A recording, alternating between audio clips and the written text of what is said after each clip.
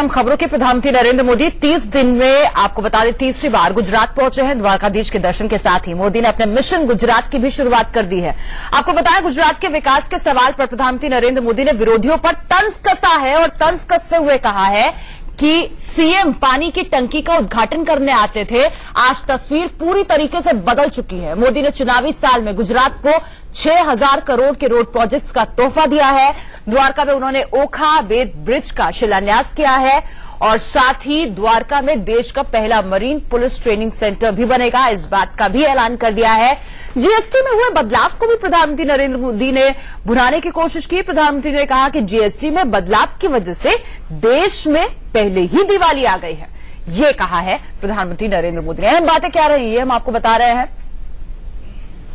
इससे पहले आपको याद होगा राहुल गांधी पहुंचे थे गुजरात और वहां से उन्होंने जीएसटी को लेकर, नोटबंदी को लेकर, अर्थव्यवस्था को लेकर मोदी सरकार को घेरने की कोशिश की थी। अब एक एक करके जवाब देते हुए नजर आ रहे हैं प्रधानमंत्री नरेंद्र मोदी। 4 तस्वीरें हम आपको दिखा रहे थे। इससे पहले किस तरीके से एयरपोर्ट पर भव्य तरीके से हुआ है स्वागत, वो हम आपको तस्वीरें दिखा रहे हैं। मिशन गुजरात की शुरुआत की द्वारकाधीश मंदिर में दर्शन के साथ और उसके बाद सिग्नेचर ब्रिज का जब उद्घाटन किया तो कौन कौन सी अहम बातों का उन्होंने जिक्र किया है वो हम आपको बता रहे हैं।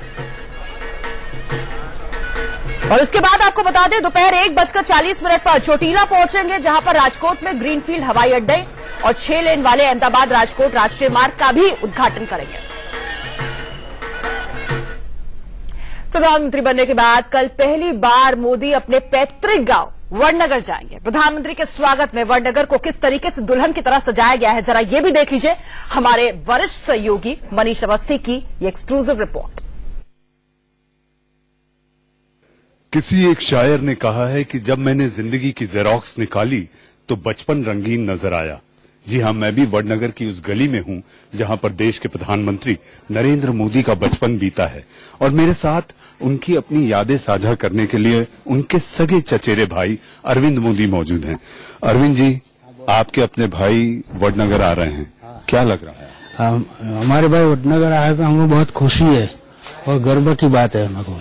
जी, आपने मिलने की कुछ सोची है? आपने खबर भेजी है कि आप उनसे मिलना चाहते हैं? मैंने अभी तो कोई खबर नहीं भेजी, मेरे मिलने की तो इच्छा ही है। इसी गली में वो जब आते जाते थे, इसी गली से निकलकर आज वो देश के प्रधानमंत्री बने, क्या उनकी बचपन की यादें आपको याद?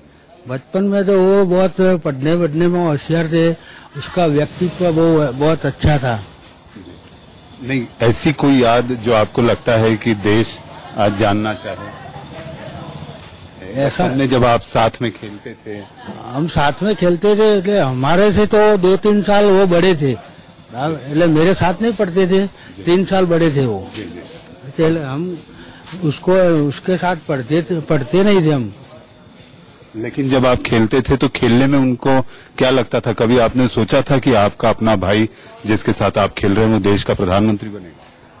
ऐसा तो कुछ लगता नहीं था, मगर उसका व्यक्तित्व था, वो बहुत लीडर था वो, और वो आरएसएस में कायम वर्षों से आरएसएस में जाते थे वो।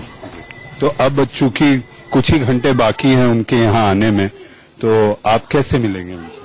मैं उसको मिलने के लिए, हमारे मोटा भाई है सोमा भाई, उसको बात करूंगा तो जो वो कहेंगे तो मेरा नाम लिखवाएंगे। अरविंद भाई, एक आखिरी सवाल मैं आपसे पूछना चाहता हूँ, आप जब मिलेंगे तो क्या बात करेंगे? मिलेंगे तो कोई बात तो ही नहीं करेंगे, हम खाली उसका सम्मान करेंगे और हमको दूसरा तो कुछ बात नहीं कर देंगे। को अभी ऐसी भीड़ में थे वो, कोई बात तो नहीं करेंगे नहीं। ऐसी कोई चीज है आपको लग रहा है कि वडनगर में जहाँ पर मोदी का ध्यान नहीं है और जो प्रगति हो रही है उससे आप खुश हैं?